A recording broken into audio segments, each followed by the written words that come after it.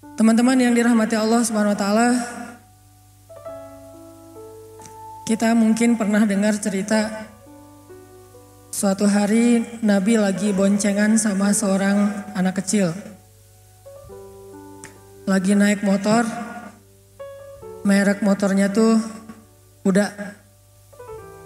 Jadi lagi naik motor berdua sama seorang anak kecil. Kalau nggak salah anak kecil itu masih SD lah usianya. Nabi jalan berdua, terus Nabi bilang kepada anak kecil ini, "Ya gulam, wahai anak atau wahai anakku. Ya gulam, ihfazillah yahfazka. Wahai anakku, jagalah Allah, Allah akan jaga kamu. Ihfazillah tajidhu tujahak. Jagalah Allah, maka Allah akan menyertaimu. Wa'lam annan nas law ijtama'u ala ayyadurruk la yadurruka illa bima kataballahu alaik." Ketahuilah, manusia itu kalau berkumpul pengen nyusahin kamu, mereka gak bisa nyusahin kamu kecuali dengan seizin Allah atas kamu.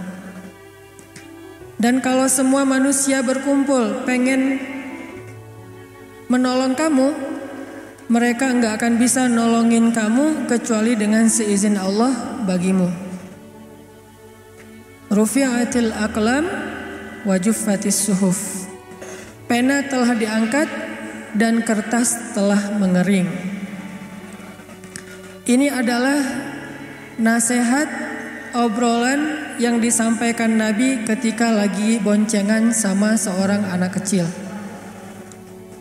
Yang kelak anak kecil itu akan jadi salah satu di antara ulama paling fenomenal dalam sejarah Islam.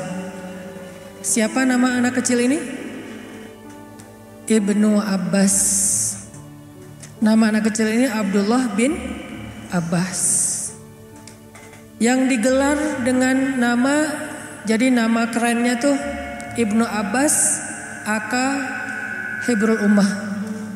Jadi kalau nyari akun sosmednya bukan Ibnu Abbas, akun sosmednya itu Hibrul Ummah, @Hibrul Ummah. Followersnya udah banyak tuh. Coba cari, googling atau YouTube, cari Abdullah ibnu Abbas. Nabi ketika lagi boncengan sama Abdullah ibnu Abbas, Nabi ngasih nasihat bukan, "Nak, banyak baca buku ya," bukan. "Nak, misalnya jangan sakitin orang tua ya," bukan. "Nak, rajin kerja ya biar kamu sukses," bukan. Nah, ini dan seterusnya, enggak. Nasihatnya cuma satu hal, jaga Allah, Allah akan jaga kamu. Jadi bisa dibilang Nabi itu enggak ngasih nasihat panjang. Nasihatnya itu sedikit, pendek tuh, singkat. Tapi nasihat yang singkat ini kalau kita mau menjabarkan bisa berjilid-jilid buku. Nasihat yang merangkum semua kebaikan. Kita pengen apa aja, ini intinya nih. Pengen sekolahnya berprestasi, ini intinya. Pengen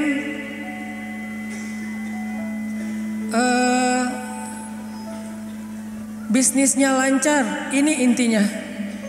Pengen banyak temen, ini intinya. Pengen have fun dalam hobi-hobi dan permainan kita, ini juga intinya. Pengen statusnya nambah, jangan jomblo terus, ini juga intinya. Ustadz, ada yang datang misalnya, "Saya pengen dapat nilai bagus, apa ya nasihat buat saya?" Kata Nabi, "Jaga Allah, Allah akan jaga kamu." "Ustadz, saya agak-agak khawatir nih tinggal di kos-kosan sendiri, gimana ya?" "Jaga Allah, Allah akan jaga kamu."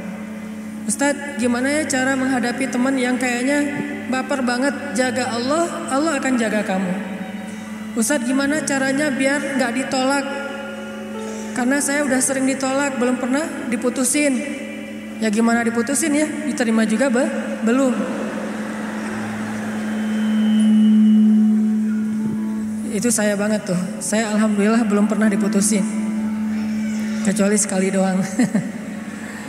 Karena diterima juga enggak kayak Julaibib. Gimana caranya? Jaga Allah, Allah akan jaga kamu. Jaga perasaan Allah, Allah akan jaga perasaan kita. Jaga kedekatan dengan Allah, Allah akan jaga kedekatan dengan kita. Jaga hak Allah, Allah akan jaga hak kita. Jaga panggilan Allah, Allah akan jaga panggilan kita. Ihfazillah yahfazka. Jaga Allah, Allah akan jaga kamu. Dan inilah kunci kebahagiaan dalam hidup kita, teman-teman. Inilah kunci sukses dalam semua masalah kita. Inilah kunci pertolongan dalam semua kesusahan kita. Jaga Allah, Allah akan jaga kita. Itu aja kalimat ininya. Kalau perlu jadi status, jadi hashtag, jaga Allah jaga kita. Nggak ada cerita kita dikecewain sama Allah padahal kita udah habis-habisan, itu nggak ada. Kalau ke manusia sering kayak gitu. Kita udah berkorban segala macam, ternyata dia cuma ngelihat kita sebagai sahabat. Atau paling dekat juga adik kakak. Kan berat ya. Kita udah kegeeran nih, udah habis-habisan, udah pokoknya udah sacrifice habis-habisan, udah give effortnya seluar biasa banget. Berharap suatu saat hatinya terbuka buat kita. Pas ditembak, jadi gimana nih? Apanya gimana? Kan kita udah lama jalan berdua, jalan bareng ya, udah lama nih. Padahal baru sebulan. Kenapa berasa lama? Karena udah habis-habisan kan? Berasa kayak udah seluruh hidup kita tuh udah kita korbanin buat dia. Kan kita udah lama jalan bareng. Kira-kira gimana? Kamu mau serius atau enggak? Serius dong kata dia. Kita udah wah Masya Allah serius. Maksudnya mau nikah? Kita jadi adik kakak aja ya. Seriusnya ternyata serius jadi adik kakak. Jadi sobatan doang. Coba. Kecewa gak sih sama orang kayak gitu? Langsung unfollow, langsung di block ya. Langsung left group kalau dalam satu grup. Itu ke manusia bisa banget tuh kayak gitu. Kita udah bantu dia, kita udah nolongin dia, kita udah temenin dia. Ujung-ujungnya pas pulang misalnya nih, kita temenin dia jalan, kita temenin dia belanja. Ujung-ujungnya pas makan bayar sendiri, pulang bayar angkot bayar sendiri kan ya. Itulah manusia. Tapi kalau ke Allah tuh gak kayak gitu. Ihfazillah yahfazka, itu janji Allah. Maksudnya kamu kalau baik-baikan sama Allah, sama aku nih kata Allah, aku pasti lebih baik lagi sama kamu. Gak mungkin sebaliknya. Gak ada cerita Allah ngecewain hambanya tuh gak ada. Rugi saya udah sholat, ternyata hasilnya gini doang. Rugi saya udah jujur, ternyata gini doang. Rugi saya udah jadi berusaha dekat sama Allah, berdoa sama Allah dan seterusnya. Rugi udah tahajud, gak ada. Satu-satunya berbuat baik yang gak mungkin dibalas dengan keburukan, cuman berbuat baik dalam hal mendekat kepada Allah Subhanahu wa ta'ala. Kalau berbuat baik kepada manusia dibalas yang buruk, itu mungkin banget. Bukan karena dia jahat, tapi karena dia manusia. Dia punya banyak kekurangan dan keterbatasan. Sedangkan ke Allah gak bakalan. Yang ada kita berbuat baik kepada Allah sekali, Allah berbuat baik kepada kita 10 kali. Itu paling minimal, gak pernah kurang dari 10 kali. Kita jalan mendekat ke Allah, misalnya sejengkal, Allah mendekat kepada kita berapa? Sehasta. Kita mendekat kepada Allah sehasta, Allah mendekat kepada kita sedepa.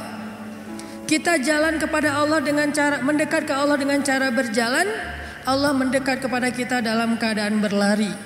Itu yang terjadi. Ibaratnya kita telepon Allah sekali, Allah telepon kita 10 kali.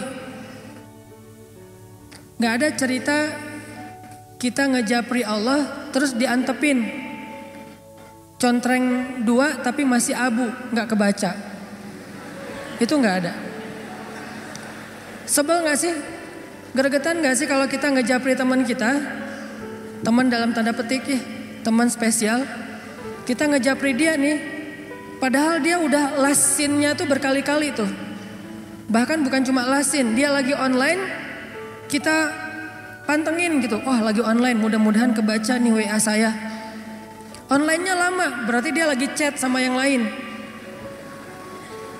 Pas udah online lama, tiba-tiba last scene, berarti dia udah offline lagi, tapi WA kita belum kebaca. Itu biasa banget tuh ke orang kayak gitu. Kita posting sesuatu, terus kita tag ke dia, kita mention ke dia, kita periksa likersnya satu-satu ya. Karena likersnya gak banyak sih. Kita periksa nih, oh ada 10 like, ternyata dia gak ada di situ. Berat banget kan? Begitu dia posting, kita jadi first liker.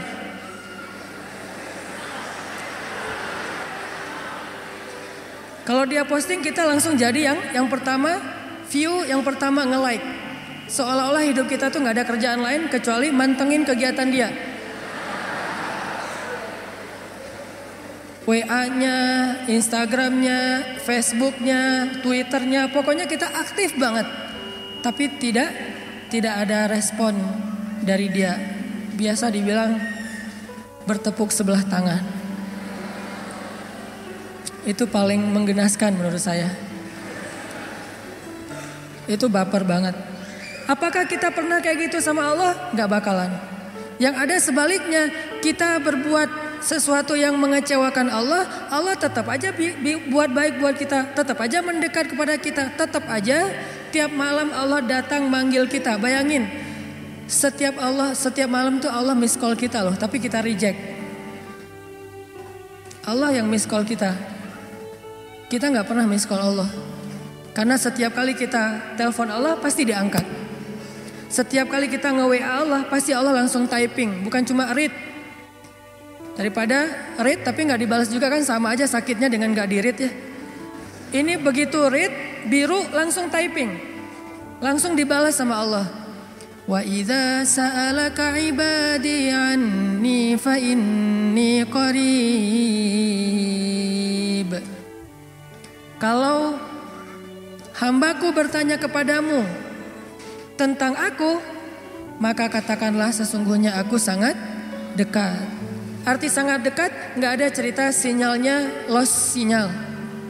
Gak ada cerita lagi offline, jadi cuma centrang satu.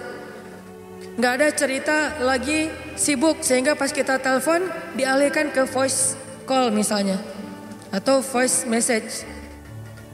Ketika kita hubungi Allah, Allah nge-reject, itu gak ada. Ini qarib, ditambah lagi ujibu da'watad da'i idza da'an. Aku pasti akan menjawab japri-japrian dari hambaku kalau mereka menjapri aku. Aku juga bakalan angkat telepon dari hambaku kalau mereka telepon aku. Gak ada cerita aku akan mereject. Gak ada. Ujibu dalam bahasa sosial media, Allah pasti akan membalas japrian kita. Ujibu dalam bahasa telepon, Allah pasti akan angkat telepon kita. Mustahil Allah gak ngangkat telepon kita. Kenapa ya telepon saya ditolak aja sama Allah? Kayaknya Allah lagi sibuk sama hambanya yang lain. Memang Allah sibuk, tapi Allah tidak pernah kewalahan. Kulla yaumin huwa fi sya'n. Setiap hari Allah sibuk, tetapi Allah tidak pernah kewalahan. La ta'khudhuhu sinatun wala naum. Allah tidak pernah lelah, tidak pernah mengantuk, tidak pernah tidur. Walaupun kulla yaumin huwa fi sya'n. Setiap hari Allah sibuk. Yang terjadi justru teman-teman, Allah nelpon kita, Allah manggil kita, Allah nge-miss call kita, tapi kita yang mereject. Dan hebatnya Allah gak pernah pundung loh. Direject lagi, Allah gak pernah, udah males juga nelpon dia, direject terus, gak pernah kayak gitu. Sehari Allah nelpon kita 5 kali, dan sehari 5 kali kita nge-reject panggilan Allah. Apakah Allah pundung? Besok dipanggil lagi, lusa dipanggil lagi. Dan bukan cuma di-reject, kita nge-reject panggilan Allah kadang-kadang sambil ngegerutu gitu. Duh, azan lagi, Kalau bahasa telepon, kok nelpon terus sih, udah di-reject masih nelpon aja. Masih mending nge-rejectnya pakai message gitu. Nge-reject misalnya lagi nyetir, lagi meeting gitu ya. Ini nge-reject tanpa alasan, reject aja pokoknya. Apakah Allah kemudian berputus asa? Enggak. Enggak cukup 5 kali Allah nelpon kita, malamnya Allah ngejapri kita.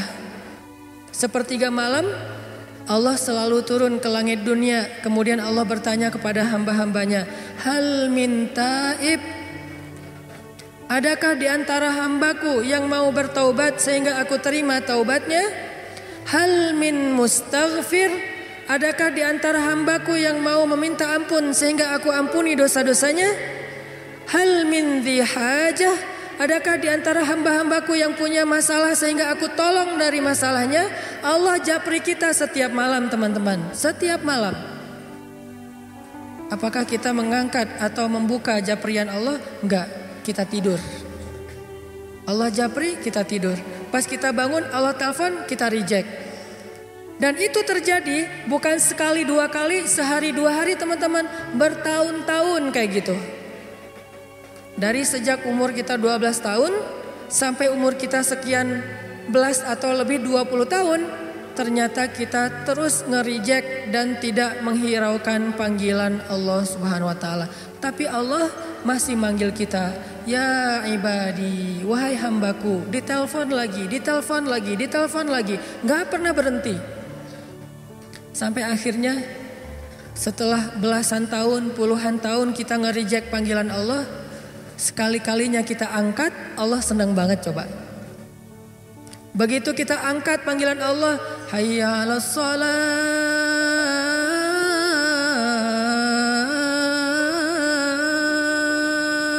Kita berwudu nih. Kita datang ke masjid. Begitu kita datang ke masjid, seolah-olah Allah menyambut kita di pintu masjid. Saking sayangnya Allah kepada kedatangan kita, saking senangnya Allah kita angkat teleponnya, sampai Allah cerita-cerita kepada yang lain. Kalau bahasa kita, telepon gua diangkat loh gitu coba. Padahal kan Allah gak butuh kita kan ya. Kalau kita butuh kepada seseorang terus kita kayak gitu wajar. Telepon gua diangkat loh sama dia. WA gua dibaca loh. Dia lagi typing loh. Dia lagi ngebales. Kenapa kita cerita ke teman kita? Karena kita merasa butuh kepada orang itu keren, orang itu luar biasa. Dan kita merasa bangga kalau dibalas japriannya oleh orang tersebut. Tapi Allah gak butuh kita teman-teman. Sama sekali gak butuh. Seandainya semua makhluk berkumpul lalu taat beribadah kepada Allah Subhanahu wa taala, semua itu tidak menambah kebesaran Allah walaupun setetes air dari ujung jarum yang dicelupkan ke dalam laut, enggak nambah sama sekali. Karena Allah tidak akan bertambah kehebatannya gara-gara ketaatan kita, enggak bertambah. Artinya ketaatan kita tuh enggak ngaruh, kayak kita naruh garam di dalam laut, enggak makin asin. Kita naruh gula di dalam laut, gak berubah menjadi manis, gak ngaruh sama sekali. Jadi Allah gak butuh kita. Atau sebaliknya, semua manusia dan jin berkumpul, terus serentak bikin dosa di hadapan Allah, itu juga tidak akan mengurangi kebesaran Allah walaupun sebesar setetes air dari ujung jarum yang dicelupkan ke dalam laut. Gak ngurangin sama sekali. Allah itu ghaniyun 'anil alamin, gak butuh kepada hambanya, gak butuh sama sekali. Tapi kenapa ekspresi Allah itu kayak orang butuh banget? Disitulah rahmatnya Allah Subhanahu wa taala. Saking Allah penyayang sama kita, ekspresi Allah seolah-olah kayak orang butuh. Coba, saking sayangnya. Mana ekspresi Allah? Tuh hadis-hadis tentang gimana Allah rindu kepada orang yang bertaubat, Allah cinta kepada orang yang minta ampun, Allah menyambut kedatangan orang yang kembali seperti keluarga yang menyambut keluarganya yang datang dari perjalanan yang sangat jauh. Sampai Nabi menggambarkan gembira atau ekspresi Allah itu excited banget kalau hambanya bertaubat. Nabi menganalogikan gimana teman-teman? Kayak seorang laki-laki yang lagi musafir nih. Dia naik onta di tengah padang pasir. Di ontanya itu dia taruh bekal, ada makanan, ada air, ada segala macam, ada baju hangat. Naik onta nih, jalan ke tengah padang pasir. Di tengah padang pasir lagi istirahat, gak sengaja ketiduran, ontanya hilang. Pergi aja tuh onta. Begitu dia sadar, dia udah nggak memiliki kendaraan lagi. Ontanya udah pergi, terus bekal-bekalnya dibawa sama onta. Tinggallah dia sebatang kara di tengah padang pasir, nggak tahu harus kemana. Dia lari-lari kayak Siti Hajar, mondar-mandir nyari, ontanya nggak nemu. Sampai akhirnya dia kelelahan. Ketika dia udah kelelahan, seharian mengejar-ngejar onta dan udah dehidrasi, kehabisan cairan, akhirnya dia pun tertidur antara tidur atau pingsan gitu karena saking lelahnya dan dehidrasi. Begitu dia sadar, dia melihat ontanya ada di sebelahnya tiba-tiba. Dan ketika dia ngelihat ontanya ada di sebelahnya dengan bekalnya yang masih utuh, akhirnya saking bahagianya orang tersebut, dia pun berteriak mengatakan, Allah, anta abdi wa ana rabbuk. Ya Allah, engkaulah hambaku dan aku Tuhanmu. Saking senangnya orang ini sampai dia ngomongnya kebalik. Ya Allah, engkaulah hambaku dan akulah Tuhanmu. Pengennya ya Allah, engkaulah Tuhanku, akulah hambamu. Tapi jadi kebalik. Saking senangnya, kata Nabi, sesungguhnya Allah lebih senang lagi daripada orang itu terhadap hamba-hambanya yang datang kembali kepada Allah Subhanahu wa ta'ala setelah sekian lama pergi menjauh dari Allah. Kenapa ekspresi Allah gitu-gitu banget coba? Karena Allah sayang sama kita. Saya menerjemahkannya dengan ekspresi. Memangnya Allah punya ekspresi? Itu hadisnya banyak. Allah tersenyum dengan istighfar hambanya. Memangnya Allah tersenyum? Ya, cuman laisa kamitslihi syai'. Jangan membayangkan senyumnya Allah itu kayak kita, tapi Allah tersenyum. Jelas hadisnya. Hadis bab apa? Bab dalam doa safar. Makanya kalau kita baca hadis itu jangan cuma satu angle, lihat angle-angle yang lain. Banyak banget hadis. Yang dihafal Imam Bukhari aja ada 300.000 hadis.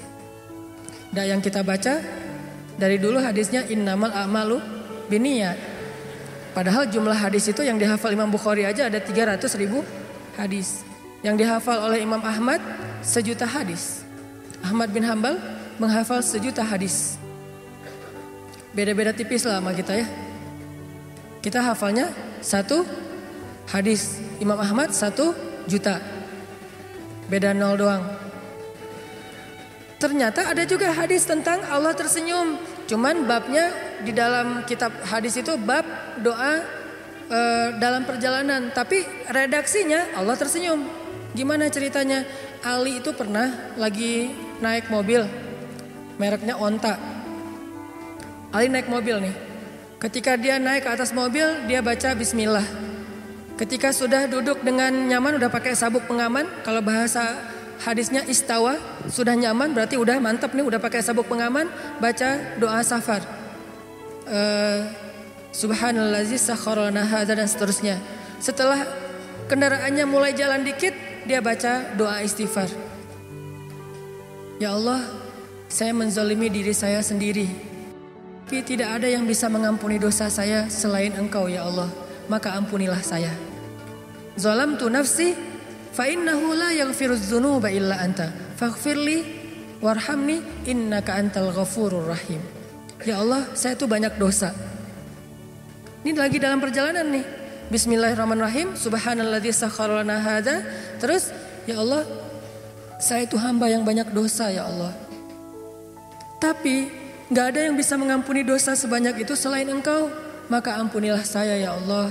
Sayangilah saya, Engkaulah yang maha pengampun lagi maha penyayang. Setelah Ali baca doa ini, Ali tersenyum. Senyumnya lebar. Ditanya sama drivernya Ali. Jadi dia pakai super pribadi gitu. Gak tahu online atau yang dia bayar. Nah, si drivernya nanya sama Ali. Ya Abul Hasan, kenapa engkau tersenyum? Kata Ali, dulu saya pernah menanyakan hal yang sama ketika saya lagi nyetirin Nabi Muhammad SAW. Lagi jadi drivernya Nabi. Waktu itu Nabi naik ke atas kendaraannya, baca bismillah, baca doa safar, kemudian membaca kalimat istighfar yang sama dengan apa yang Ali baca. Setelah itu Nabi tersenyum. Saya pun bertanya, ya Rasulullah, kenapa Rasul tersenyum? Maka Nabi menjawab, aku tersenyum karena Allah tersenyum. Kenapa Allah tersenyum? Allah sayang, cinta, senang, excited banget dengan istighfar hambanya. Itu yang terjadi. Kita sering nge-reject Allah, kita sering ngelewatin WA atau japrian Allah, yang lain kita baca, yang Allah gak dibaca. Buku yang lain khatam, komik khatam, buku khatam, sosmed kita baca semua postingan-postingan yang udah muncul, bahkan yang lagi nge-hit, yang lagi jadi trending topik apa kita khatam terus. Tapi Al-Quran gak pernah khatam. Bahkan kalau kita sholat ayatnya itu aja langganan banget. Al-Fatihah, Al-Ikhlas, Al-Fatihah, Al-Ikhlas. Surat-surat lain jarang dibaca. Apakah Allah marah sama kita? Enggak. Allah justru menunggu terus sampai kita datang. Yang terjadi teman-teman, Allah gak pernah nge-reject panggilan kita. Kita yang nge-reject panggilan Allah Subhanahu Wa Ta'ala. Hayya 'alas shalah. Kita sibuk kerja. Hayya 'alas shalah.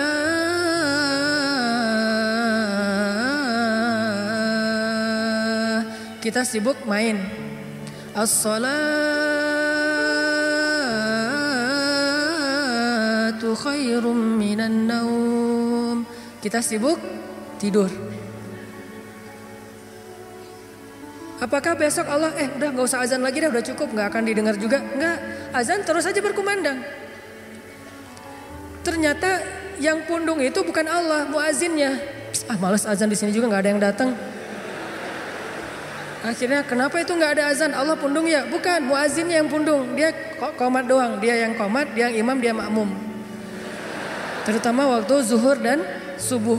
Ini yang paling sepi nih, zuhur sama subuh. Zuhur alasannya sibuk kerja, subuh sibuk istirahat. Kalau waktu yang paling favorit itu maghrib lah ya.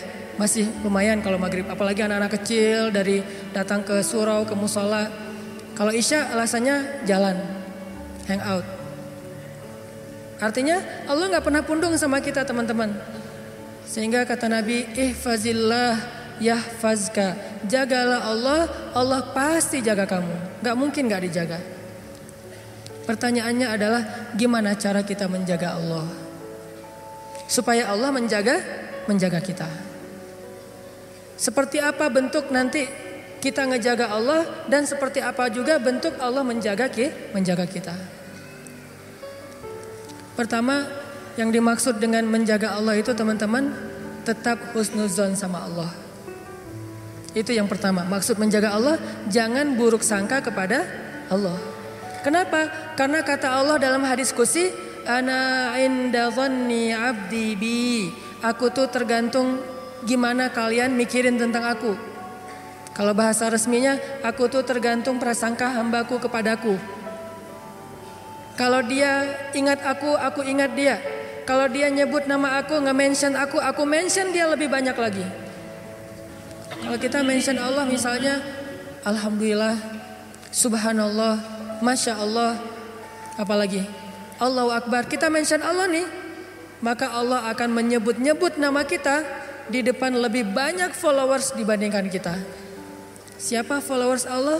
Para malaikat yang terus mengitari, mentawafi arasy Allah Subhanahu wa taala. Allah akan sebutkan di antara para malaikat, wahai para malaikat, coba catat ya.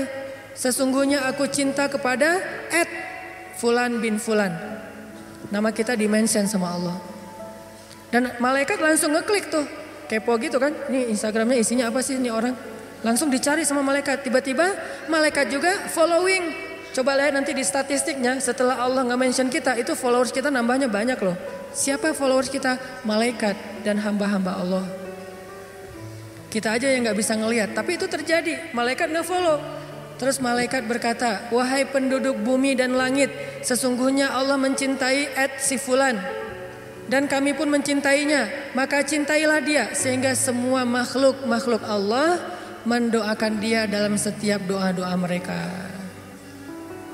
Didoain sama orang tua kita aja udah ajaib nih. Didoain sama kiai aja udah ajaib. Apalagi didoain oleh seluruh makhluk. Termasuk ikan di laut ngedoain kita.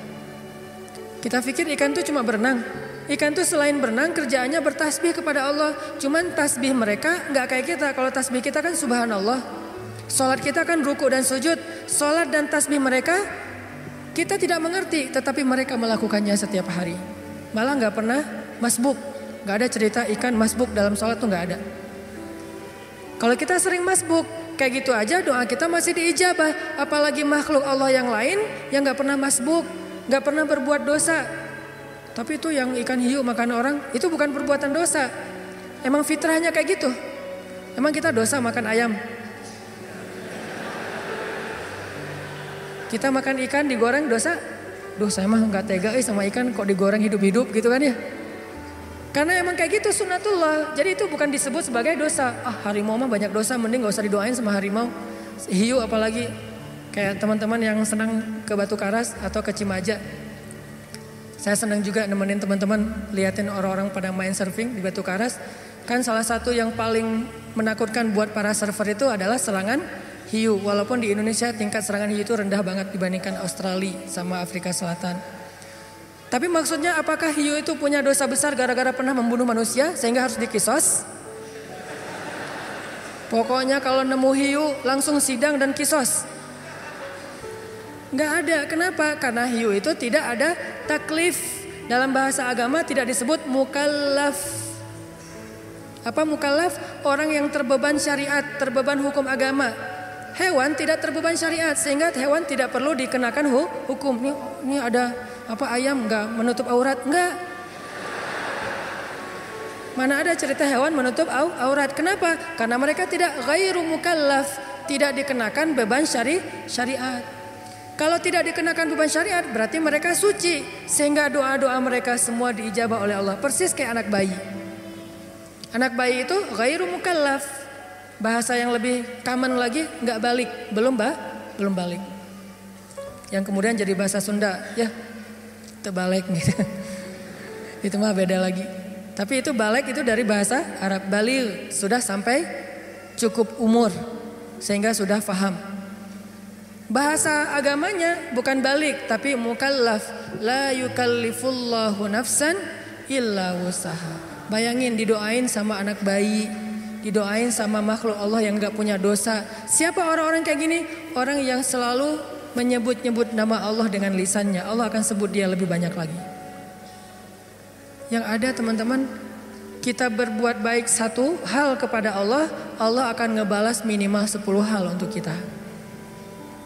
Jadi arti jagalah Allah, Allah akan menjaga kita. Pertama adalah jaga prasangka kita kepada Allah. Jangan berprasangka buruk. Karena kalau kita berprasangka buruk kepada Allah, berarti kita telah berprasangka buruk untuk diri kita sendiri. Kalau kita berprasangka baik kepada Allah, berarti kita berprasangka baik untuk diri kita sendiri. Contoh, Umar itu pernah ketemu seorang laki-laki, sayang banget sama anak laki-lakinya. Dia punya anak laki-laki satu-satunya, dia sayang banget. Sampai gak wajar sayangnya tuh luar biasa. Terus Umar nanya, Pak, ada cerita apa? Kok Bapak kayaknya spesial banget memperlakukan anak laki-laki Bapak? Memang ada cerita apa? Ada kisah apa? Bapak ini cerita, ya Amirul Mukminin, anak laki-laki saya ini selalu mengingatkan saya tentang kebesaran Allah. Gimana ceritanya? Kata dia, dulu ketika istri saya hamil, anak laki-laki saya ini masih dalam kandungan, saya dapat panggilan untuk wajib militer. Berperang untuk mempertahankan negara. Kayak kita dulu melawan penjajah Belanda, Portugis, Jepang. Saya dapat panggilan wajib militer, jihad kalau bahasa Indonesia, bahasa Arabnya. Saya dapat panggilan jihad. Cuman saya galau. Kalau saya pergi berjihad, saya harus meninggalkan istri saya dalam keadaan hamil tua dan tidak punya keluarga yang akan merawatnya. Tapi kalau saya jaga istri saya, berarti saya menolak panggilan negara untuk menjaga keutuhan negara saya. Itu kewajiban, wamil. Lalu saya minta pendapat istri saya, Mah, Papa berangkat ya?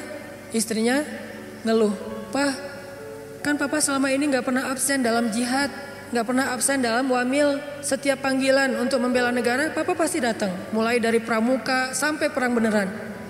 Selalu datang tuh. Kali ini kan Mama lagi hamil tua.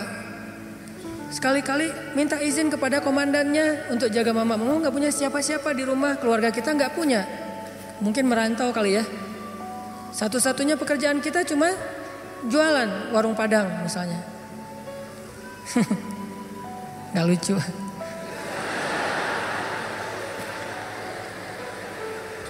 Akhirnya suaminya istikharah. Ternyata istikharah itu gak bisa sekali teman-teman. Kalau pengen muncul sebuah kemantapan hati, istikharah itu harus berkali-kali. Istikharah pertama belum jelas. Galau mau milih yang mana di antara dua calon. Istikharah pertama masih kabur nih. Dua-duanya gak ada mantap di hati. Istikharah kedua, ketiga terus aja gak mantap. Kenapa ya? Oh ternyata dua-duanya udah nikah. Jadi emang gak mantap. Salah istikharahnya nih. Istikharah. Setelah istikharah sekian lama, akhirnya mantap. Dia harus berangkat meninggalkan istrinya. Dia bilang ke istrinya, "Mah, sepertinya papa harus berangkat." Istrinya nangis-nangis. Sebelum berangkat dia pegang perut istrinya. Dia berdoa, "Ya Allah, saya titipkan bayi saya di dalam kandungan istri saya ini kepada Engkau. Engkau sebaik-baik penjaga." Dengan mantap dia, di hatinya tuh yakin banget, "Ya Allah, saya titipkan bayi saya ini kepadamu, Engkau sebaik-baik penjaga." Mantap di hatinya, berangkat. Gak lama setelah dia berangkat, dia dengar kabar istrinya meninggal dunia.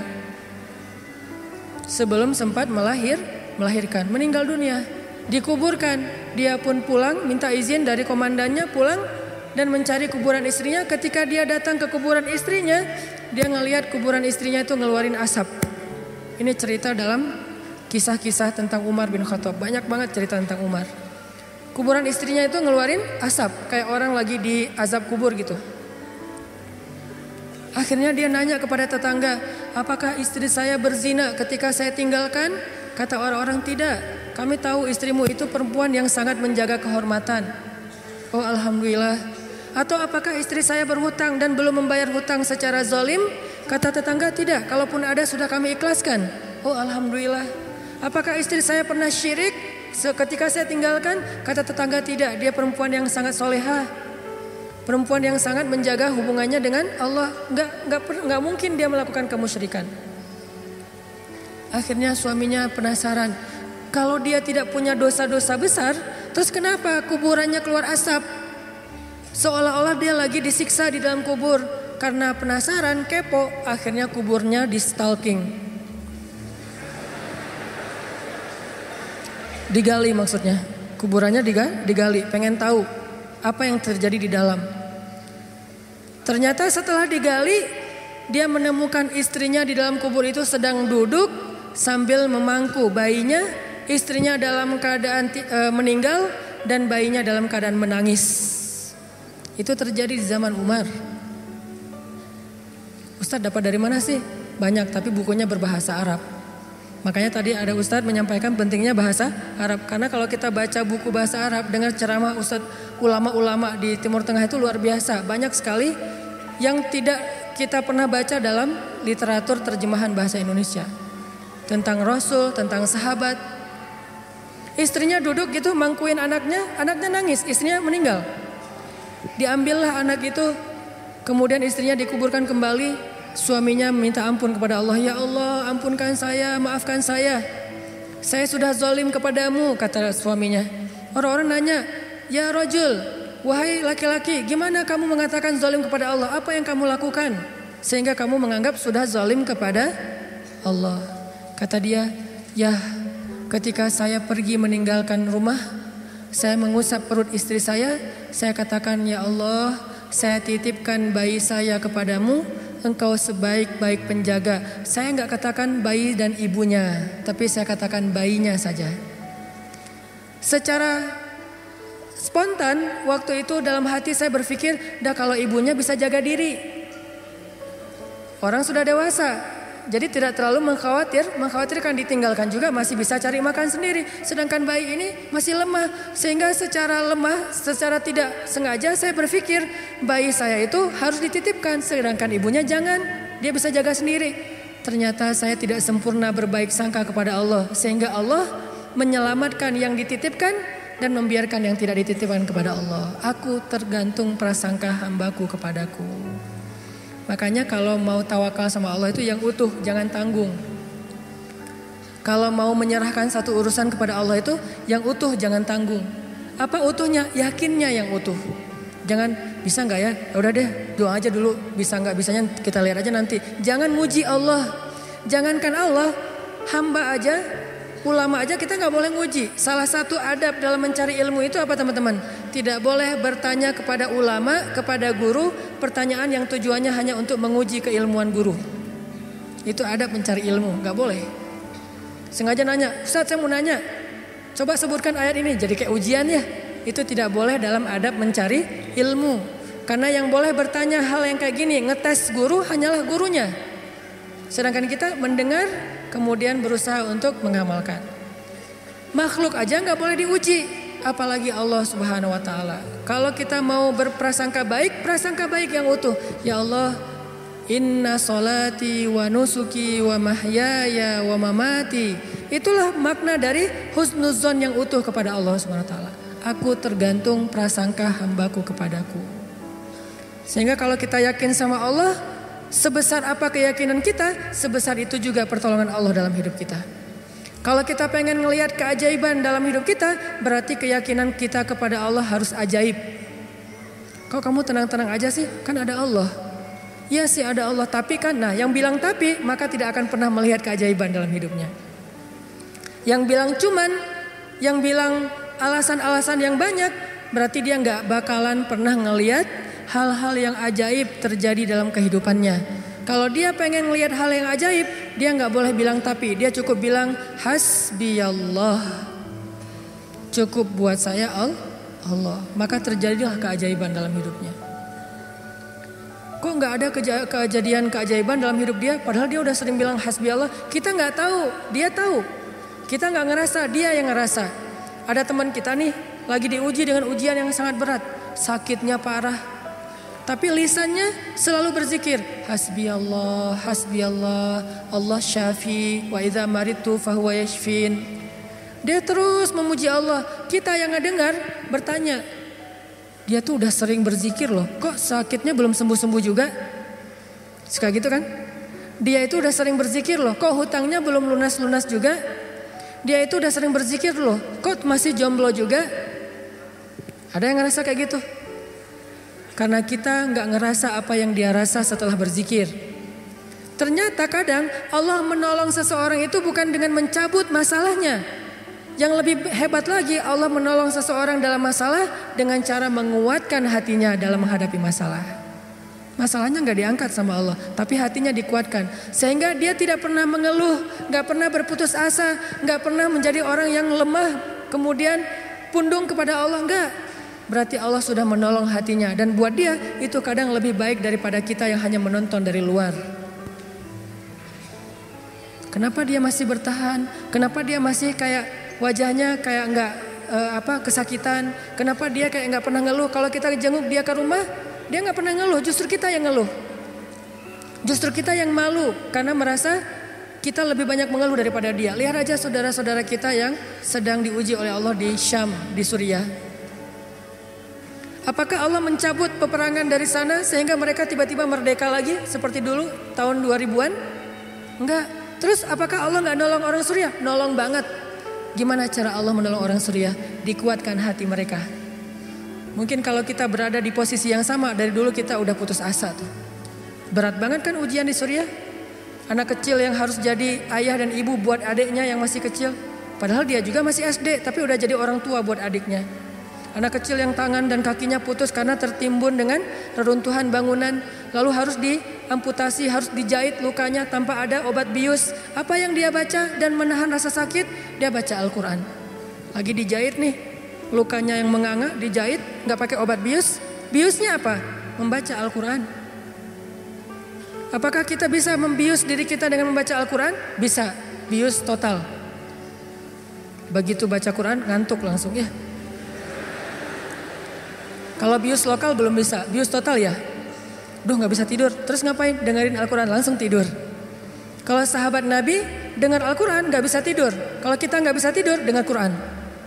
Kebalikan dari sahabat Nabi. Umar tuh kalau lagi malam baca Quran pasti nggak bisa tidur. Kita kalau nggak bisa tidur pasti baca Quran langsung tidur. Kadang-kadang baca Qurannya baru Bismillah udah tidur. Apalagi di dalam sholat. Kalau imamnya bacanya panjang itu obat bius banget tuh. Langsung pada tunduh kan ya. Begitu kita dengar bacaan Al-Quran. Apa yang membuat mereka kuat? Pertolongan Allah. Saat dijahit lukanya mereka baca Bismillahirrahmanirrahim. Alif Lam Mim. Sambil dijahit. Dzalikal kitabu la raiba fihi hudal lil muttaqin. Dijahit lagi dijahit. Dan bukan satu luka, ada beberapa luka di sekujur tubuhnya. Alladzina yu'minuna bil ghaibi wa yuqimunas salata wa mimma razaqnahum yunfiqun. Coba lihat. Itulah pertolongan Allah untuk anak-anak ini. Allah tidak mengangkat luka mereka, Allah tidak mengangkat kezaliman dalam kehidupan mereka, tetapi Allah menguatkan hati mereka dan itulah penjagaan Allah kepada mereka. Sedangkan orang yang tidak dikuatkan hatinya, baru juga diputusin sudah bunuh diri, gagal pula. Kalau bunuh diri berhasil masih mending, bunuh diri gagal lah gitu. Loncat dari jembatan kesangkut misalnya. Gak enak banget kan ya? Ada dulu yang pengen bunuh diri karena ditolak sama ceweknya. Kebetulan di depan rumah ceweknya itu ada truk lagi berhenti. Terus dia balapan, sengaja nabrakin dirinya ke truk yang lagi berhenti, tepat di depan rumah ceweknya. Kenapa? Pengen nunjukin ke ceweknya, aku gak bisa hidup tanpa kamu. Coba. Kenapa bisa kejadian kayak gini? Karena hatinya tidak dikuatkan. Kenapa ada orang yang berkali-kali diputusin, tetap aja datang lagi. Kuat banget tuh hatinya. Berkali-kali diputusin, datang lagi. Bukan datang ke yang lain, datang ke yang sama. Sampai orang yang putusinnya, yang putus asa memutuskan, akhirnya menerima. Nah, di sini berarti bukan soal layak dan tidak, soal siapa yang paling sabar ya. Kan kata Umar bin Khattab, rahasia kemenangan dalam satu pertarungan. Ini yang ngomong jawaranya ya, Umar bukan saya.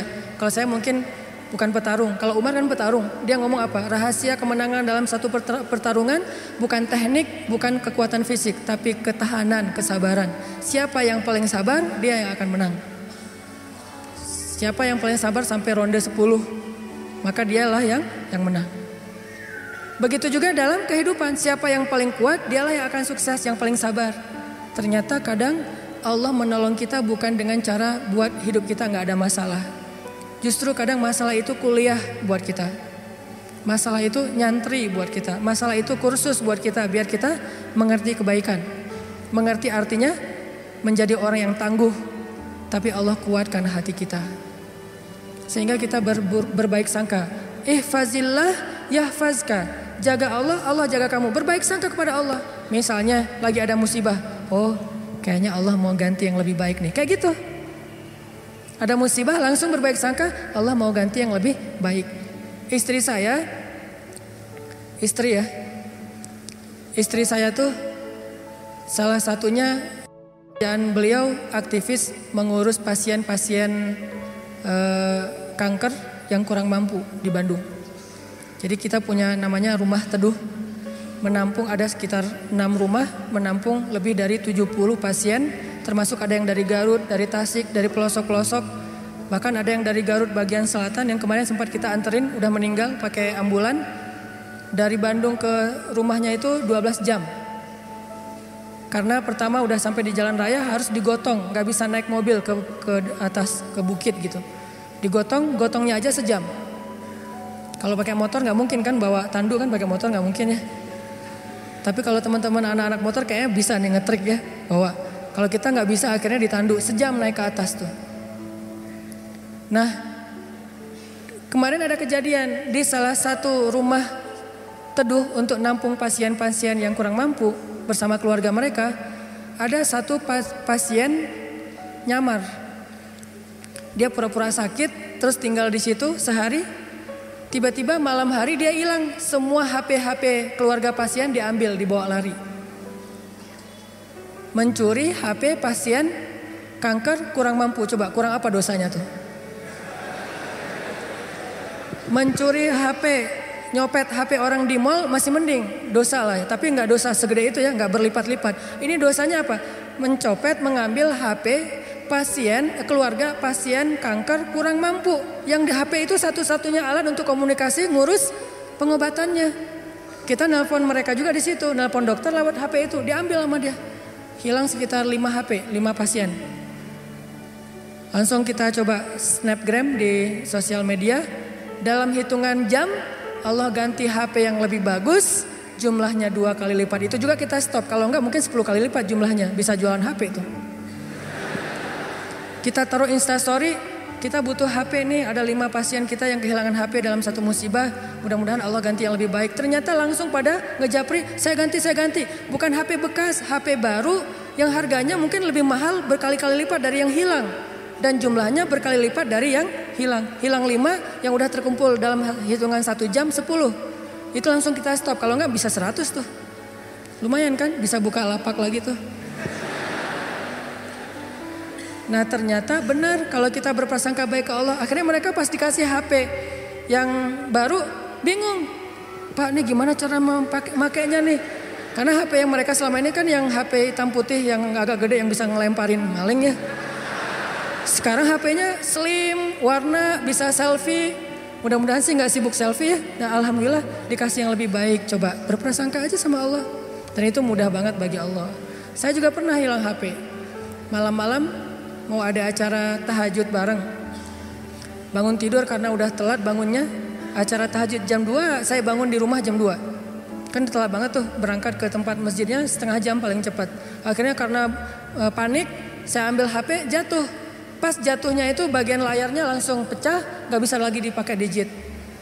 Wah HP saya hilang, langsung doa, Allahumma ajurni fi musibati wa khluf li khairam minha. Ya Allah, beri saya pahala dalam musibah saya, beri saya ganti yang lebih baik darinya.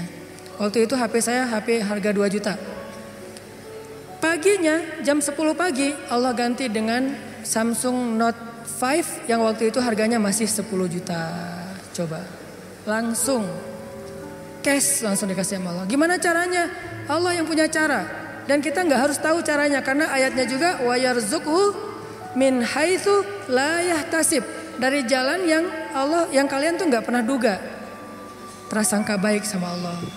Ditolak, oh berarti akan diberikan yang lebih baik dari ini. Ditolak lagi, oh berarti lebih baik lagi. Cari lagi yang lebih baik, ditolak lagi. Makanya nyari yang terbaik. Begitu ditolak, Allah berarti akan menggantikan yang lebih baik dari dia. Itu ada cewek, Masya Allah, berhijab, hafal Al-Quran, juz 30. Lancar. Ini kayaknya tipe saya banget nih. Jadi saya gak perlu repot-repot ngajarin Al-Quran ke anak saya. Udah ada mamanya. Ini kayaknya cewek yang setia, keibuan. Kayaknya dia gak senang keluar, lebih senang di rumah. Pas banget dengan tipe kita misalnya.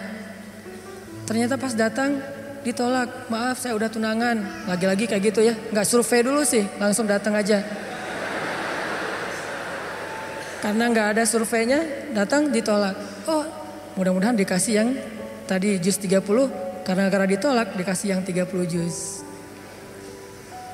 Tapi sekarang masih juz 30 juga bertahap. Pas sudah nikah nanti dia hafal Quran jadi 30 juz. Bisa kayak gitu, bisa banget. Kerjaan, ada satu kerjaan yang kita gak berhasil, satu usaha nih. Lagi mulai usaha kecil, modal 1 juta usaha. Ternyata ada yang gak jujur, kita ketipu, gagal. Jangan langsung berburuk sangka ke Allah. Apa maunya lagi Allah nih? Saya kan melakukan usaha ini gara-gara saya meninggalkan riba. Masa saya meninggalkan riba tapi malah makin sulit? Kayaknya Allah gak rela ya. Saya mau hijrah. Ya udah deh saya balik lagi. Malah saya juga sama Allah. Kayak gitu kan? Berarti kita sudah berburuk sangka kepada diri kita sendiri. Harusnya, oh Allah gak mau ngasih saya rezeki yang receh kayak gini nih. Makanya dibikin ini ada masalah dikit. Dikasih rezeki yang lebih besar. Usaha lagi. Dari mana? Kan udah habis modalnya. Bukankah Allah maha kaya? Bukankah Allah alam yajidka yatiman fa'awa wa wajadaka dhallan fahada wa wajadaka ailan fa'aghna tinggal kita yakin aja dan berbaik sangka kepada Allah. Makin yakin dan makin berbaik sangka, makin Allah nunjukin hal-hal yang ajaib dalam hidup kita. Saya sering cerita, pasti teman-teman mungkin sebagian pernah dengar di YouTube. Gimana saya ngebuktiin kebesaran Allah dengan sedikit mengambil resiko gambling, yaitu berangkat ke luar negeri gak punya modal sama sekali, gak bawa duit 1 rupiah pun gak bawa, berangkat ke luar negeri. Terus apa keyakinan saya? Baik sangka kepada Allahnya. Saya cuma berbaik sangka waktu itu Allah di Indonesia sama Allah di Mesir itu sama. Beda gak Allah di Indonesia dengan di Mesir? Sama kan ya? Terus yang ngasih makan kita di Indonesia Allah, berarti yang ngasih makan kita di Mesir Allah juga. Ya udah, berarti nggak ada masalah. Orang yang ngasih makannya sama, kecuali yang ngasih makannya beda. Di Indonesia yang ngasih makan ayah, berarti di Mesir harus cari ayah mertua.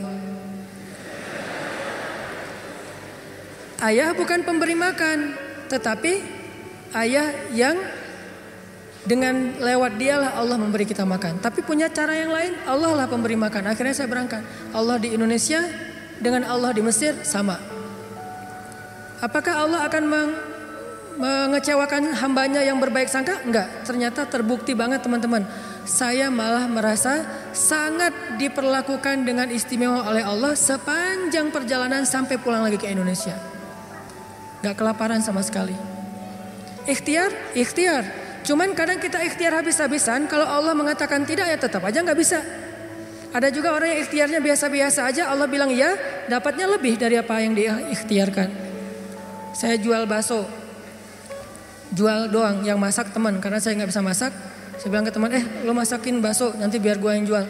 Nanti bagi 2, lo 30%, saya 70%. Oh ya boleh dia masak, terus saya jualan bakso ke warga Indonesia yang ada di Mesir, plus warga Malaysia, karena Malaysia lebih banyak daripada Indonesia. Indonesia sekitar 3.000, Malaysia sekitar Indonesia sekitar 6.000, Malaysia sekitar 12.000, 2 kali lipat jumlah mahasiswa Malaysia. Jualan.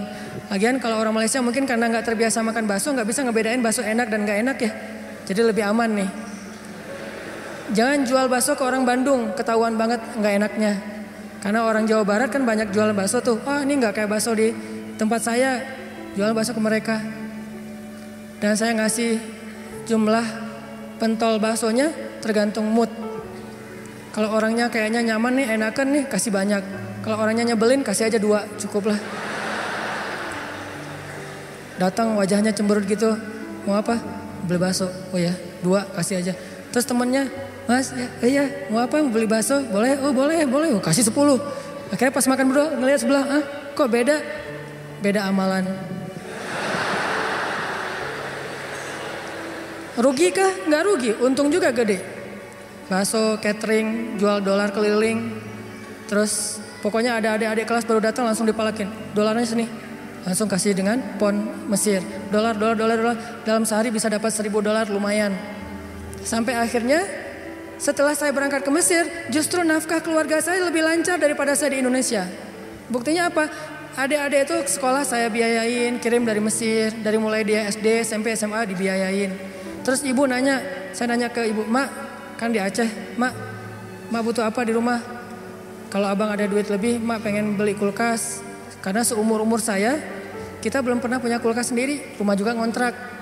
Kalau Ramadan itu ngambil es dari rumah tetangga. Nah ini mau Ramadan nih, pengen punya kulkas sendiri. Oh boleh Mak, berapa aja lah. Yang 5 juta juga gak apa-apa kata Mak. Kemahalan. Akhirnya saya kirim 1,5 juta beli kulkas yang 1 pintu, yang kecil. Bahagia. Mak butuh apa lagi? Ya ini adik-adik baju lebaran belum dibeli, kirim baju lebaran. Mak butuh apa lagi? Ini uang kontrakan bulan ini belum bayar, kirim. Ternyata benar kalau kita berbaik sangka ke Allah sekali, Allah akan ngebalasnya minimal 10 kali. Sampai menikah di sana, punya anak di sana, pulang ke Indonesia. Saya sering gambling dengan cara berbaik sangka kepada Allah. Tapi jangan gambling sesuatu yang Allah gak janjikan ya. Saya berbaik sangka ke Allah, berdiri aja di rel kereta, pasti gak akan ditabrak lah. Allah gak pernah bilang siapa yang berdiri di rel kereta akan aku tolong dan tidak akan ditabrak. Gak ada janji Allah kayak gitu. Ada gitu ayatnya. Coba gambling ke yang ada ayatnya. Siapa yang bertakwa pasti akan aku kasih jalan keluar. Siapa yang bersabar pasti aku berikan pertolongan. Siapa yang sholat pasti aku akan membantu dia. Yang Allah udah janjiin, maka gamblinglah dengan hal itu. Ambillah resiko dengan janji-janji itu. Tapi kalau Allah gak ngejanjiin apa-apa, jangan ambil resiko. Karena Allah juga gak punya perjanjian. Siapa yang loncat dari tower pasti akan selamat. Gak ada ayatnya, gak ada hadisnya. Siapa yang minum racun gak apa-apa, karena dia minum racunnya ikhlas. Gak ada minum racun ikhlas. Ini teman-teman, berbaik sangka kepada Allah, maka kita gak bakalan kecewa. Ada masalah apa aja, balikin lagi ke Allah. Oh, ini kayaknya Allah pengen ngasih kebaikan. Yang baik-baik aja yang dipikirin tentang Allah. Begitu sekali kita berburuk sangka ke Allah, sekali itu kita telah memberikan kesempatan buat diri kita untuk celaka atau mendapatkan kerugian. Aku tergantung prasangka hambaku kepadaku. Makanya cerita yang paling populer yang kita baca di Al-Quran itu ketika Nabi hijrah ke Madinah. Apakah perjalanan hijrah Nabi mudah? Enggak. Jadi kalau kita ngerasa perjalanan hijrah kita itu enggak mudah, berarti kita juga ngerasain apa yang dirasakan Nabi Muhammad SAW. Bukan kita doang yang susah dalam hijrah. Nabi juga susah, padahal Nabi lebih dekat ke Allah daripada kita. Yang mudah itu siapa? Umar. Itu hijrah yang paling mudah. Sebelum hijrah, posting dulu. Besok mau hijrah, hari ini posting. Captionnya apa? Wahai orang-orang Quraisy, ketahuilah bahwa saya besok bakalan hijrah. Siapa yang pengen istrinya jadi janda, anaknya jadi yatim, tunggu saya di balik bukit itu. Langsung share location, bukit yang mana. Umar tuh yang posting dulu. Gak ada yang berani nge-like coba. Sepi aja tuh postingan Umar yang paling sepi itu. Gak ada yang berani nge-like, gak ada yang berani komen. Diem aja, anteng. Besoknya Umar hijrah. Ada gak yang berani nungguin Umar di luar kota? Gak ada. Yang berani mencegat Umar? Gak ada. Karena mencegat Umar sama aja dengan bunuh diri. Ada dua orang yang gak berani dicegat di Quraisy itu, Umar sama Hamzah. Sedangkan Rasul dan Abu Bakar orang yang dianggap lemah. Walaupun sebetulnya Nabi kuat, cuman gak pernah bertarung, gak pernah mukul orang sehingga gak ditakuti. Kalau adu kekuatan pasti Nabi itu paling kuat, cuma kan gak pernah mukulin orang, sehingga dianggap ini mah orang gak menakutkan. Kalau Umar kan sering mukul orang, bukan sering, hobi itu. Sebelum hijrah, hobi mukul orang. Sama kayak Nabi Musa, hobi noel orang, noel aja mati. Lo apaan sih? Mati. Karena orang Kipti kan ditoel sama Nabi Musa, belum diapa-apain, baru ditakol dikit lah, udah mati. Ini Umar. Paling gampang hijrah itu Umar, sedangkan Nabi sendiri yang lebih soleh daripada Umar, susah hijrahnya. Harus sembunyi-sembunyi, harus diam-diam. Harus ngambil arah yang berlawanan dari kota Madinah. Kota Madinah ke sebelah sini, Nabi malah perginya ke sebelah sini. Bukan mendekat, malah menjauh dari Madinah. Terus masuk ke dalam sebuah lubang, bukan goa, lubang. Lubang kecil namanya di atas Jabal Sur, sehingga disebut dengan Gua Sur. Sembunyi berdua sama Abu Bakar di situ nyumput. Ketahuan juga tuh takdir Allah. Kenapa Allah nggak buat orang-orang menjauh biar Abu Bakar dengan Rasulullah itu enak di dalam tempat itu, nggak ada yang ganggu. Sengaja Allah bikin skenarionya kayak gitu. Untuk apa? Untuk tunjukkan bahwa Allah Maha Kuasa. Buat orang yang beriman itu nggak ngaruh. Mau kayak gimana juga sulitnya nggak ngaruh. Yang penting Allah ridho. Itu aja yang penting. Yang penting Allah bersama kita. Cuma itu yang penting. Sehingga akhirnya ketika orang-orang berada tepat di mulut gua, itu jarak Nabi sama musuhnya itu cuma hitungan jengkal loh. Setengah lutut mereka, setengah kaki mereka itu udah kelihatan sama Nabi kayak gini nih. Tepat di depan Nabi.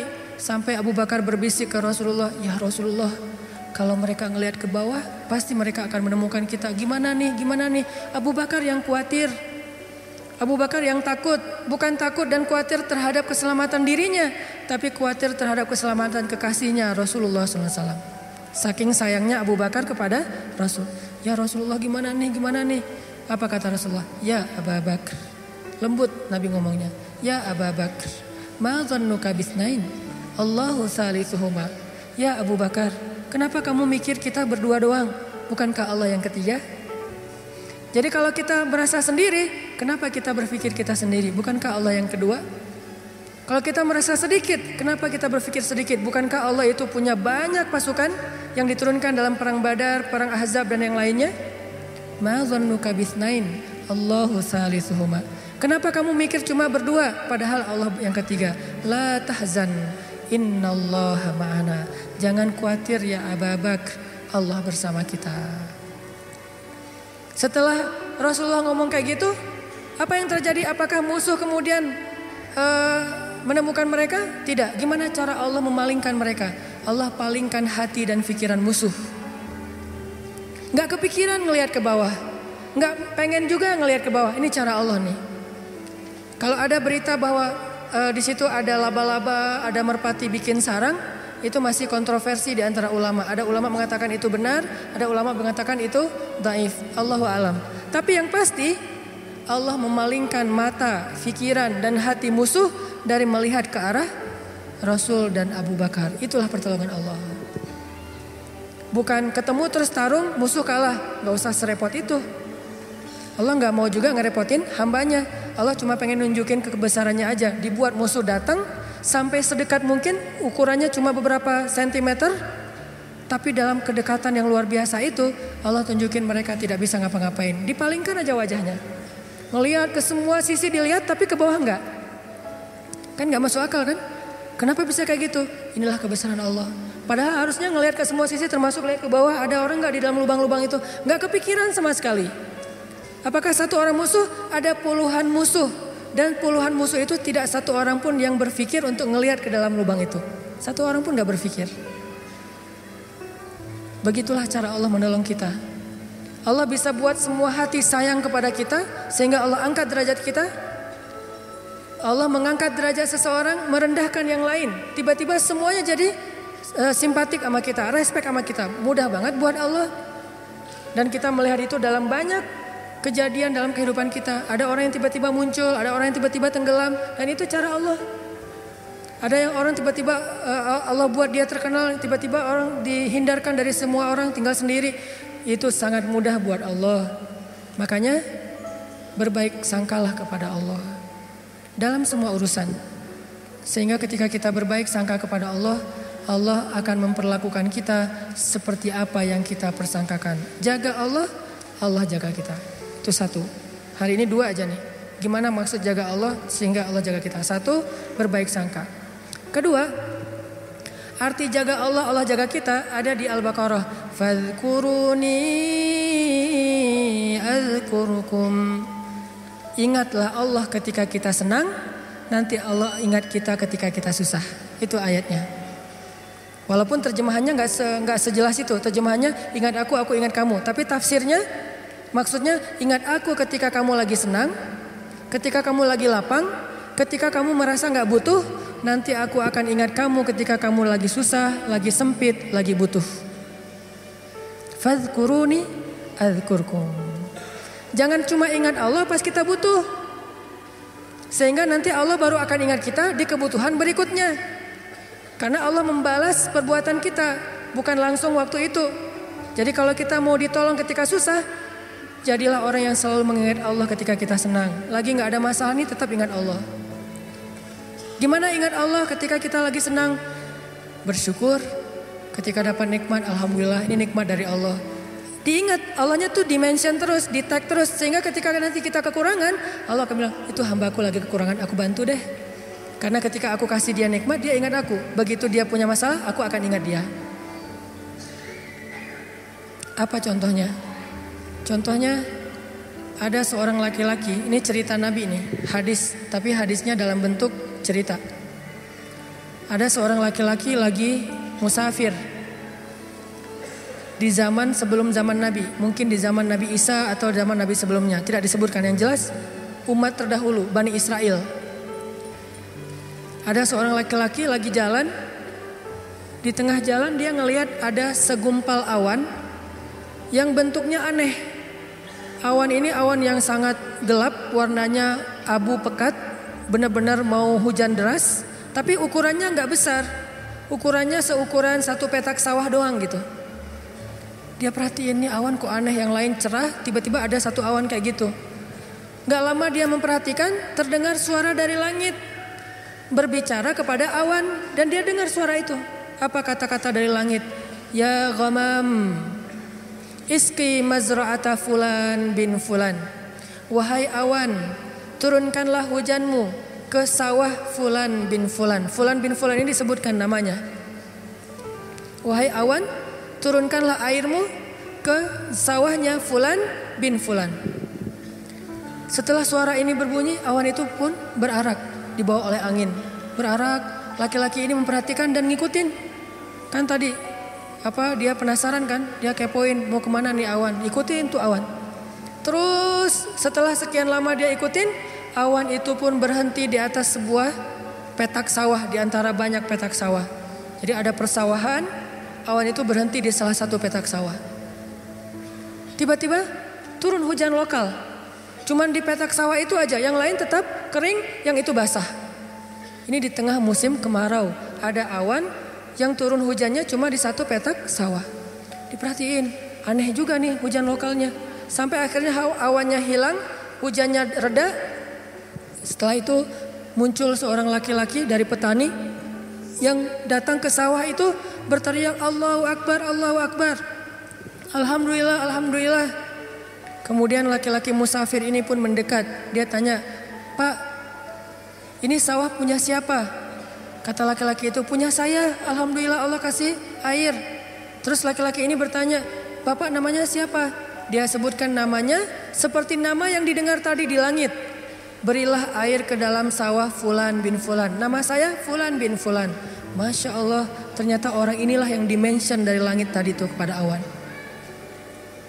Terus musafir ini bertanya, Pak, dia cerita kejadiannya. Tadi saya ngelihat awan, mendengar suara dari langit, lalu awan itu menurunkan hujan hanya di petak sawah Bapak. Apa yang Bapak lakukan sehingga Allah mengistimewakan Bapak? Kenapa Allah memberikan air hanya ke sawah Bapak sementara yang lain tetap gersang? Apa yang Bapak lakukan? Kata laki-laki ini, kalau saya habis panen, dapat nikmat nih, panen raya. Kalau saya lagi panen, saya selalu membagi harta saya menjadi 3 bagian.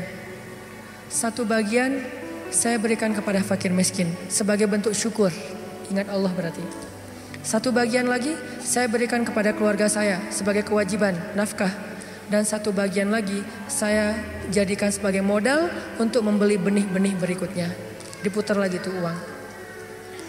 Ternyata Allah ridho dengan apa yang dia lakukan. Dialah orang yang ketika senang ingat Allah, gak lupa sama Allah. Sehingga ketika dia susah, musim kemarau, musim kering, gak ada hujan, Allah ingat dia. Begitulah Nabi berkisah tentang laki-laki ini. Tentang bab syukur di dalam banyak cerita-cerita ulama. Berarti maksud dari menjaga Allah, Allah jaga kita adalah bersyukur kepada Allah. Ingat Allah ketika kita senang, ketika kita sehat. Nanti Allah juga akan ingat kita ketika kita susah, ketika kita sakit. Minimal ingatnya dalam bentuk Alhamdulillah, ini anugerah dari Allah. Alhamdulillah, ini karunia dari Allah. Jangan lupa.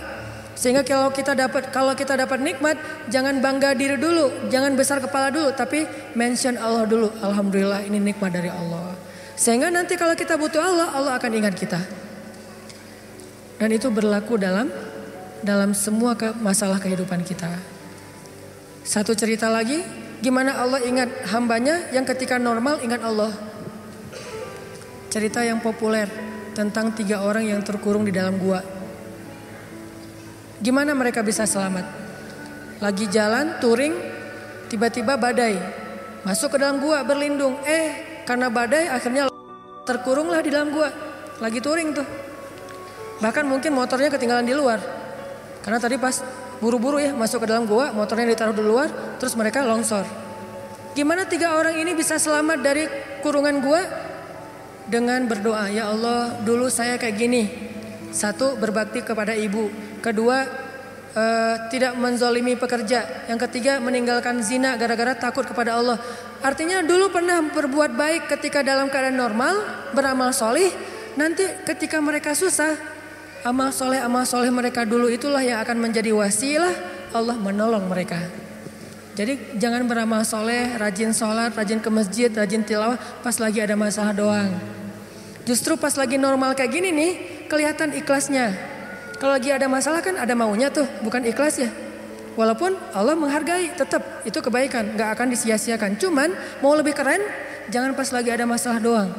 Pas lagi normal, kayak lagi nggak merasa butuh sama Allah, tetap rajin ke masjid, tetap sholat tepat waktu, tetap mengingat Allah, tetap membaca Al-Quran, tetap membantu orang lain, tetap berbakti kepada orang tua. Sehingga kalau kita ingat Allah ketika kita lagi normal, lagi susah, lagi suka, lagi lapang, nanti Allah Subhanahu wa Ta'ala akan mengingat kita ketika kita lagi susah dan lagi sempit.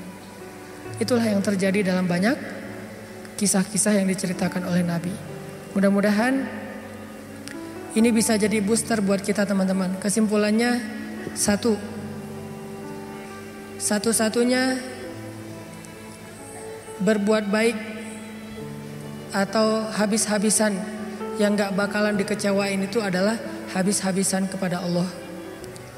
PDKT yang gak bakalan kecewa itu PDKT-nya kepada Allah. Telepon yang gak bakalan di-reject itu telepon Allah. Japri yang gak bakalan diantepin, japri ke Allah satu-satunya. Kalau yang lain bisa aja kita dicuekin. Kenapa? Mungkin dia sibuk, mungkin dia lupa, mungkin. Tapi kalau Allah enggak. Kedua, maka dari itu coba kita jaga hubungan kita dengan Allah. Siapa yang menjaga Allah, Allah jaga dia. Satu, arti menjaga Allah adalah berbaik sangka kepada Allah. Allah juga akan berbaik sangka kepada dia. Dua, ingat Allah ketika kita senang, nanti Allah akan ingat kita ketika kita susah. Ketiga, sebagai penutup, arti berbaik sangka kepada Allah. Allah berbaik sangka kepada jaga Allah, Allah jaga kita. Sedikit lagi ini penting. Ridholah dengan nikmat yang sedikit, maka Allah akan ridho dengan amal yang sedikit. Memangnya amal kita banyak. Man radhiya bil qalil, kata Nabi, radhiyallahu bi qalilim min amalih. Siapa yang ridho dengan nikmat Allah yang sedikit, menurut dia sedikit, maka nanti Allah juga akan ridho dengan amalnya yang sedikit. Salat kita yang pas-pasan, ibadah kita yang pas-pasan, tilawah kita yang pas-pasan, Allah ridho. Kenapa Allah ridho? Padahal cuma pas-pasan, karena kita juga ridho dengan nikmat Allah di dalam kehidupan kita yang kadang menurut kita sedikit, padahal sesungguhnya banyak. Mudah-mudahan ini jadi penyemangat buat kita untuk terus mendekat kepada Allah Subhanahu wa Ta'ala. Jangan kecewain Allah, maka Allah gak bakalan ngecewain kita. Kenyataannya sering kita ngecewain Allah, Allah juga belum ngecewain kita. Tapi Allah punya batasan. Kalau kita terus-terusan kayak gitu, nanti akan datang janji Allah membalas suatu keburukan sesuai dengan perbuatan yang buruk itu. Nauzubillahi min dzalik. Barakallahu li wa lakum. Wassalamualaikum warahmatullahi wabarakatuh.